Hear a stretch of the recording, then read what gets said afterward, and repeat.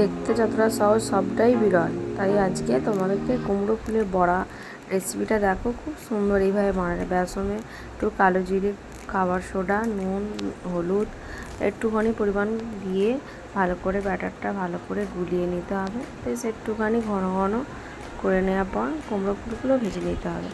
ডাল দিয়ে কুমড়ো ফুলের বড়া দেখতে কি সুস্বাদু লাগে, তাই না?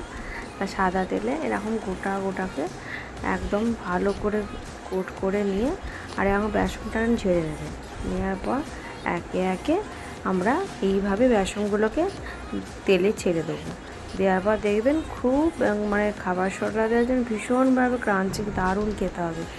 ডাল বা শুধু মুখে সন্ধেবেলা খাওয়ার জন্য আদর্শ, দারুণ। যে যত দামি খাবার খায় না কেন, আমাদের বাঙালি কুমড়ো ফুলের বড়া এগুলো একটা বাঙালির ঐতিহ্য। এর স্বাদ কোনো দিনই পুরাতন হবে না। তা একে একে সব ভেজে নেওয়ার পর তোমরাও এইভাবে ভাজবে আর আমাকে জানাবে যে কেমন খেতে হয়েছিল। যে যেখান থেকে দেখছেন কমেন্ট করে কিন্তু আমাকে জানাবে, ভুলবে না। তাহলে আজকের মতন এইটুকুনি, আবার দেখা হবে তোমাদের সঙ্গে